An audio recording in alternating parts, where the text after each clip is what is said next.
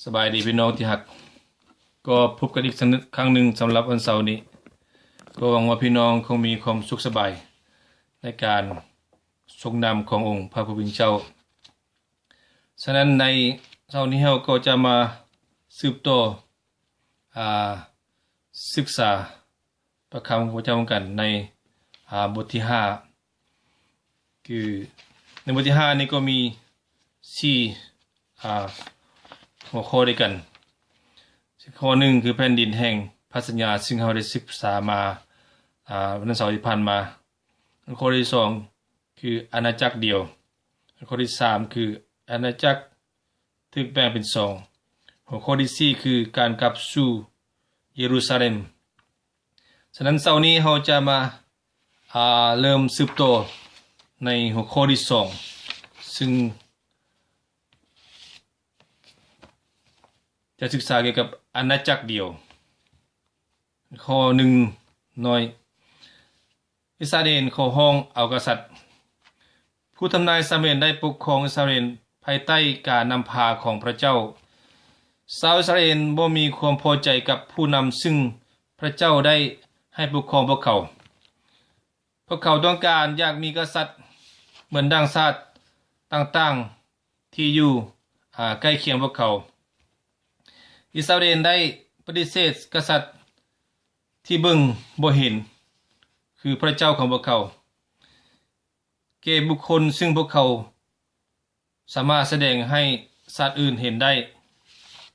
ในความต้องการซึ่งอยากเป็นอย่างชาติ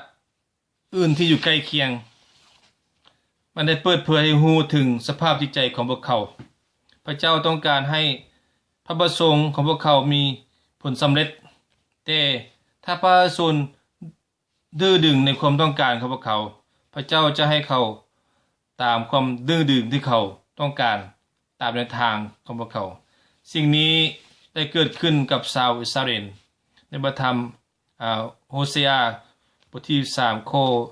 11เพลงสรรเสริญบทที่106ข้อ15ข้อ2 3กษัตริย์อาณาจักรอิสราเอลมี3กษัตริย์ที่ปกครองแต่ละกษัตริย์ปกครองประมาณ40ปีคือกษัตริย์ซาอูลกษัตริย์ดาวิดและกษัตริย์โซโลมอนก็กษัตริย์ซาอูลพระเจ้าเลือกเอากษัตริย์ผู้ทำมิตรให้แก่อิสราเอลในจากตระกูลของเบนจามินที่มีชื่อว่าซาอูลเป็นคนที่สูงสุดในอิสราเอลเพิ่นเป็นผู้ชายที่มีความกล้าหาญและในเวลานั้นเพิ่นก็เป็นคนที่ถ่อมตัวที่สุด1ซามูเอลบทที่9นิสัยของเพิ่นได้เปลี่ยนแปลงไปอย่างหุนแรงหลังจากเพิ่นได้อำนาจและหน้าที่ใหม่ในห้องการใหม่ของเพิ่นซาอูลได้ลงลืมฐานะของตนเองกับพระเจ้าและย้อนอำนาจที่มีได้เหตุให้เพิ่นคิดชั่วอำนาจและหน้าที่มักเปลี่ยนแปลงนิสัยของบุคคลจากผู้ที่มีการท่อมตัวท่อมกายเป็นผู้ที่จองหองเอาใจตัวเองอิสาและบ่เชื่อฟังอำนาจควรจะใช้ด้วยความเคารพนับถือถ้าบ่ดังนั้นมันจะเฮ็ดให้บ่เห็นถึงความจริงและจุดประสงค์ของพระเจ้าหลายปีต่อมาซาอูลได้เฮ็ดผิดบาปหลายอย่างและเฮ็ดผิดพลาดซึ่งได้ปกปิดความดีที่เพิ่นได้เฮ็ดมาแต่ว่าซาอูลมีความจองหองอันยิ่งใหญ่ซึ่งเฮ็ดให้เพิ่นบ่ได้นึกถึงพระคำของพระเจ้าจากซามูเอลเป็นผู้ที่พระเจ้าเลือกไว้เพื่อเว้าแทนพระองค์ซาอูลได้ถวายเครื่องบูชาในตำแหน่งหน้าที่ของซามูเอลเมื่อเพิ่นคิดว่ามันเป็นการโดนนานเกินไปที่จะรอถ้าซามูเอลมาถึง1ซามูเอลบทที่13ข้อ8และข้อ14เพิ่นบ่ได้เฮ็ดตามถ้อยคำของซามูเอลด้วยได้บอกให้เพิ่นทำลายทุกสิ่งที่เพิ่นได้ไปเฮ็ดศึกกับกษัตริย์อามาเลก1ซามูเอลบทที่15แทนที่จะเชื่อฟัง ำสั่งของพระเจ้าซาอูลได้จับเอากษัตริย์อากาทั้งเป็นและพร้อมด้วยงัวและแกะซาเมนได้ติดเตียนซาอูลอย่างหุนแหงได้ว่าพระผู้เป็นเจ้าทรงต้องการอยากให้มนุษย์เชื่อฟังหรือถวายบูชาแด่พระองค์สิ่งที่ถูกคือการเชื่อฟังพระองค์ดีกว่าเอาแกะตัวงามที่สุดมาถวายเป็นเครื่องบูชาแด่พระองค์1ซาอูลบทที่15ข้อที่2การเชื่อฟังแม้มีความหมายเหนือกว่าของถวายพระเจ้าพอใจในเครื่องถวายแต่ว่าพระองค์เกลียดชังและลงโทษผู้ที่บ่เชื่อฟังพระเจ้าได้ปฏิเสธซาอูลในสิ่งที่เพิ่นขัดขืนพระวิญญาณของพระเจ้าได้ออกจากเพิ่นไปพระเจ้าได้เลือกเอากษัตริย์ผู้อื่นให้แก่อิสราเอลดาวิดเป็นผู้ที่ติดตามพระประสงค์ของพระเจ้าซาอูลมีความอิจฉาต่อดาวิดซึ่งเพิ่นพยายามฆ่าดาวิดถึง2 เทื่อเพิ่นได้ใช้เวลาตามฆ่าดาวิดในที่สุดชีวิตของซาอูลก็ได้จบลงด้วยการฆ่าตัวตายด้วยดาบของตัวเองที่สนามรบเพิ่นเป็นบุคคลที่ได้ทำลายตัวเองด้วยอำนาจที่เอาใจตนเอง1ซามูเอลบทที่31ในความจริงที่แสดงให้ฮู้ในมนุษย์คือศัตรูที่ชั่วซานั้นแม่นตัวของเฮาเองสิ่งที่ลึกลับและเป็นปัญหาอันตรายที่สุดซึ่งกระทบแก่ชีวิตของเฮาแม่นมาจากข้างในบ่แม่นมาจากภายนอกจิตวิญญาณของมนุษย์ตกต่ำกว่าเพียงแต่เมื่อมีการทรยศภายในศัตรูสามารถเข้าไปก็ย้อนว่าป้องประตูข้างในได้เปิดไขไว้อันตรายและการทดลองข้างนอกที่อยู่ในโลกแม้นบ่มีอำนาจจนกระทั่งพวกเขาได้รับการร่วมมือและความช่วยเหลือที่อยู่ภายในขอกษัตริย์ดาวิดกษัตริย์ผู้ที่2ของอาณาจักรอิสราเอลซึ่งเป็นหนึ่งที่มีบทบาทอันน่าฮักที่สุดในพระคัมภีร์ผู้ชายคนหนึ่งที่ชื่อว่าดาวิดเพิ่นได้ถูกหดส่งโดยซาอูลเมื่อเพิ่นยังหนุ่มน้อยซึ่งเป็นผู้ดูแลพุงแกะให้แก่ครอบครัว1ซาอูลบทที่16สิ่งที่ควรยองโยสรรเสริญแก่ดาวิดคือเป็นผู้ที่เฮ็ดตามพระประสงค์ของพระเจ้ากิจการบทที่13ข้อที่22ในลักษณะคุณสมบัติแบบนี้เป็นปัจจัยสำคัญในความสำเร็จอย่างแท้จริงแก่ทุกคนที่เป็นคริสเตียนที่แบกไม้กางเขนของตนและติดตามพระเยซูถึงแม้ว่าดาวิดได้เหตุผิดบาปความต้องการของเพิ่นเพื่อให้พอพระทัยแก่พระเจ้าและความอ่อนน้อมในจิตใจของเพิ่นได้นำพาเพิ่นไปถึงการกลับใจสละภาพบาปและเสียใจ1ดาวิดฆ่าโกลิยา1ซามูเอลบทที่17ในขณะที่ดาวิดยังเป็นเด็กน้อยเลี้ยงแกะเพิ่นได้ต่อสู้กับหมีและสิงที่มาหุกหานฝูงสัตว์ของเพิ่นพระวิญญาณของพระเจ้าได้มาสถิตอยู่ในดาวิดเพิ่นได้ฆ่าสัตว์ร้ายเหล่านั้นเสียเมื่อเพิ่นถึงถูกส่งไปสนามรบเพื่อไปเบิ่งอ้ายของเพิ่นที่สนามรบเดวิดได้เห็นปาเลสไตน์ที่ได้ข่มขู่กองทัพของอิสราเอลซึ่งคนปาเลสไตน์คนนี้เป็นคนที่ใหญ่สูงคือกับยักษ์และมีเครื่องรบที่ครบถ้วนบริบูรณ์เป็นคนที่สูงประมาณเกือบถึง3 เมตรและไล่เว้าเสียดสีแก่กองทัพอิสราเอลว่าให้มึงเลือกเอาผู้ชายคนหนึ่งออกมาต่อสู้กับกูถึงแม้ว่าดาวิดหนุ่มน้อยอยู่ก็ตามเพิ่นมีความเชื่อในพระเจ้าพอดาวิดมีความเชื่อในพระเจ้าเพิ่นได้ต่อสู้ กับโกลิอาตโดยปราศจากการช่วยเหลือของทหารอิสราเอลเพิ่นได้ใส่กระทุนกับก้อนหิน5ก้อนและในพระนามของพระผู้เป็นเจ้า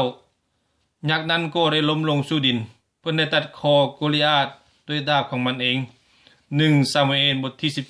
17เรื่องราวนี้เป็นตัวอย่างให้รู้ถึงเส้นทางในความมีชัยชนะต่อทุกสิ่งทุกอย่างที่ต่อสู้กับจิตวิญญาณการทดลองการทางด้านจิตวิญญาณจะต้องตัดมันทิ่มอย่างเด็ดขาดข้อ2ปัญหาและการมีชัยชนะของดาวิดชัยชนะอันยิ่งใหญ่ที่ดาวิดได้รับได้มานำการยกย่อสรรเสริญอย่าง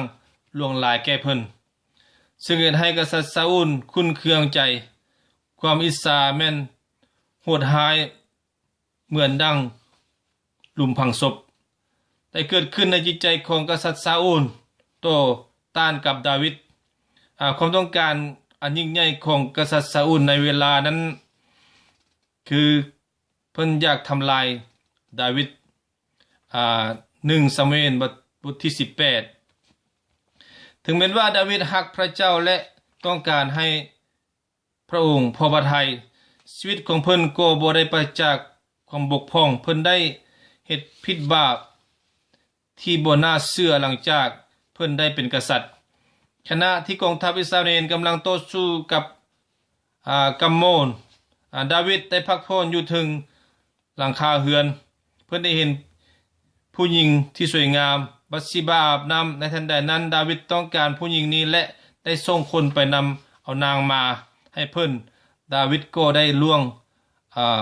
ประเวณีได้เฮ็ดบาปต่อพระเจ้าและพี่น้องหอมศาสตร์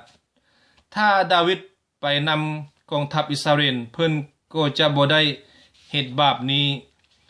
ในคำพยายามปกปิดความบาปของเพิ่นดาวิดได้ให้อูริยาผัวของบัตชิบาถูกฆ่าในสนามรบถึงแม้ว่าดาวิดได้ชื่อว่าเป็นผู้ที่เฮ็ดตามพระประสงค์ของพระเจ้าพระเจ้าก็บ่ได้เบิ่งข้ามความผิดบาปอันใหญ่โตของเพิ่นพระเจ้าได้ทรงผู้ทำนายนาธานเพื่อตักเตือนดาวิดในรูปแบบนิทานเรื่องราวของนิทานมีดังต่อไปนี้ยังมีชาย2คนในเมืองเดียวกันผู้หนึ่งเป็นคนหังมีและผู้หนึ่งเป็นคนทุกข์ยากชายหังมีนั้นมีงัวและแกะหลายตัวแต่ว่าชายผู้ที่ทุกข์ยากมีเพียงแต่แกะน้อยตัวเดียวที่เขาซื้อไว้เขาได้เลี้ยงรักษาแกะน้อยนั้นไว้ได้เอาอาหารเกลือมันและให้มันกินน้ำในจอกของเขาทั้งให้นอนอยู่ถึงตักแกะน้อยนั้นเป็นเหมือนลูกสาวของเขาแต่มันได้ใหญ่ขึ้นพร้อมๆกับลูกของเขาวันหนึ่งมีแขกมาเยี่ยมยามเฮือนของคนหังมีบ่อยากฆ่าสัตว์ของตนให้แขกกินเขาซ้ำไปเอาแกะน้อยของคนทุกข์ยาก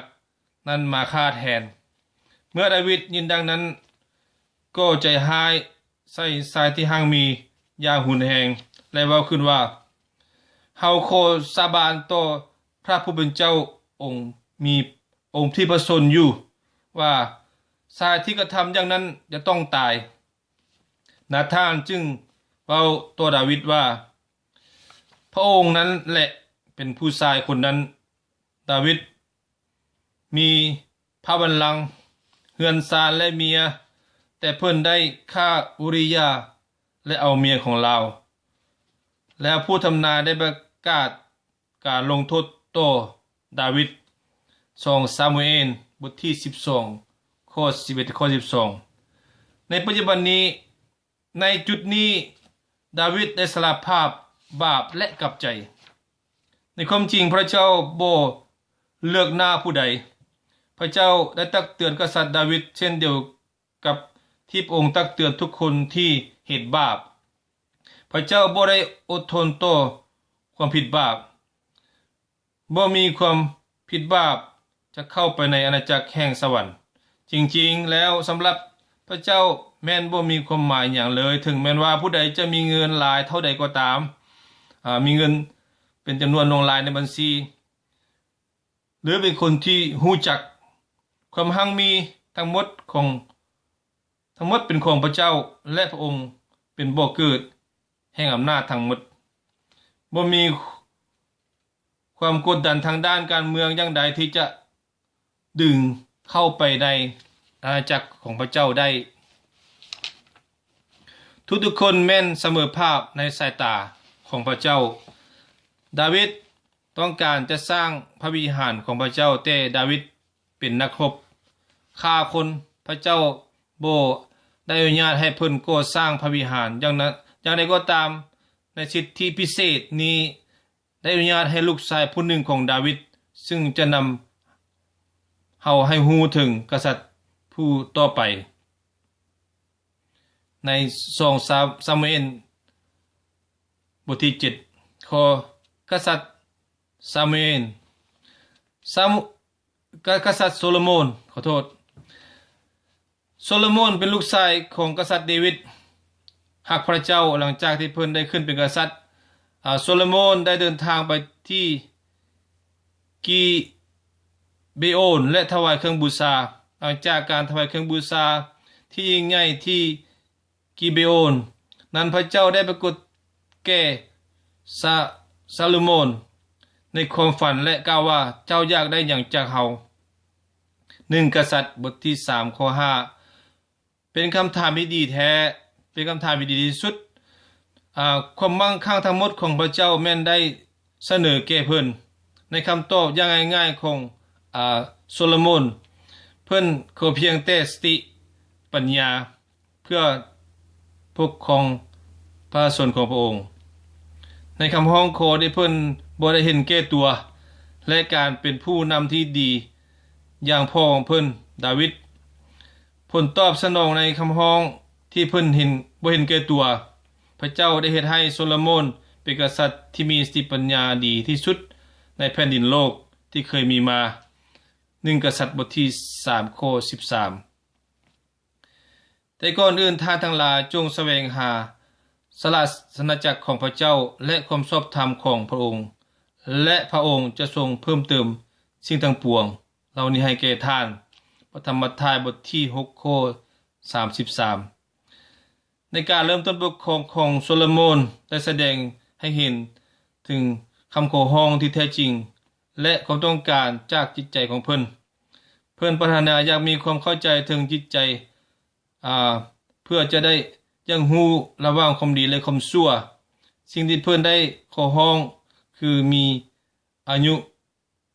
เพิ่นบ่ได้ขอร้องคือมีอายุยืนยาวหั่งมีและพลังอำนาจเหนือกว่าศัตรูพระเจ้าได้ประทานแก่โซโลมอนพระคำของพระเจ้าเป็นความจริงถ้าก่อนอื่นหมดพวกเราแสวงหาพระเจ้าพระองค์จะประทานสิ่งที่จำเป็นให้แก่เรา1ความล้มเหลวของโซโลมอนได้ชื่อว่าเป็นผู้ที่มีสติปัญญาพระคัมภีร์ได้กล่าวเกี่ยวกับเพิ่นว่าเฮาจะให้เจ้ามีความเฉลียวฉลาดอย่างที่บ่มีไผเคยมีมาก่อนและจะบ่มีไผคือเจ้าอีก1กษัตริย์บทที่3ข้อ12เพิ่นเป็นที่รู้จักถึงความหั่งมีและมีเมียหลายเป็นจำนวนพันๆคนเป็นสิ่งที่น่าเสียใจที่เว้าถึงเมียของเพิ่นเฮ็ดให้เพิ่นเปลี่ยนใจจากพระเจ้าที่แท้จริงองค์เดียวโซโลมอนได้ไปรับใช้พระอื่นแม้แต่ผู้ที่อุทิศตนเองยังตกหล่นจากพระคุณของพระเจ้าถ้าพวกเฮาบ่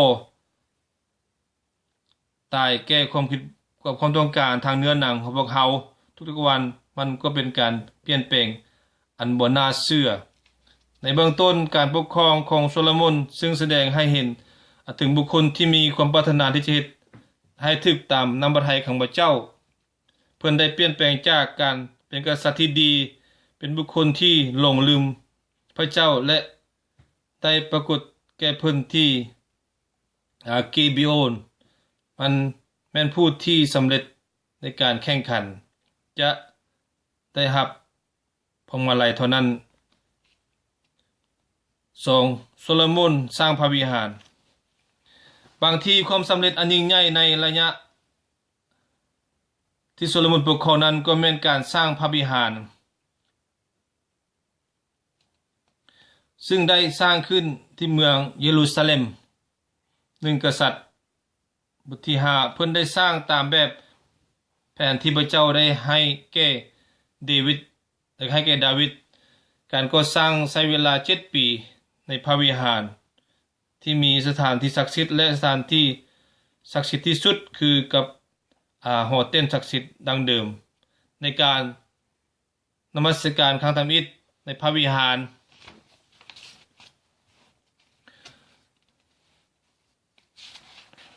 แสงสุขใสแห่งสง่าราศีของพระเจ้าได้ปกคลุมพระวิหารด้วยก้อนเมฆโซโลมอนได้ยืนอธิษฐานต่อพระเจ้าในที่สุดเพิ่นได้คู่เข้าอธิษฐานต่อพระเจ้าบริสุทธิ์ของอิสราเอล1กษัตริย์บทที่8ข้อ54การนมัสการด้วยความนอบน้อมถ่อมตัวและด้วยความโศกเศร้าเสียใจในสิ่งที่ได้เฮ็ดมาในพระวิหารของพระเจ้าจะนำพระพรของพระองค์มาให้แก่เฮาโดยเหตุนี้โซโลมอนมีความผิดบาปอย่างล่วงหลายและหันหนีจากการจะเป็นการของพระเจ้าอาณาจักรอิสราเอลได้แบ่งเป็น2หลังจากการปกครองของเพิ่นอาณาจักรเสื่อมโทรมลงแล้วก็ได้แตกแยกและกลายเป็น2อาณาจักรอิสราเอลและยูดาห์แล้วก็มีกษัตริย์ของตนเอง1กษัตริย์บทที่11สำหรับวันนี้ก็ขอให้พี่น้องจงมีความสุขสบายดีก็ยาวเลยนึงขอให้พระเจ้าอวยพรท่านทุกคนบ๊ายบาย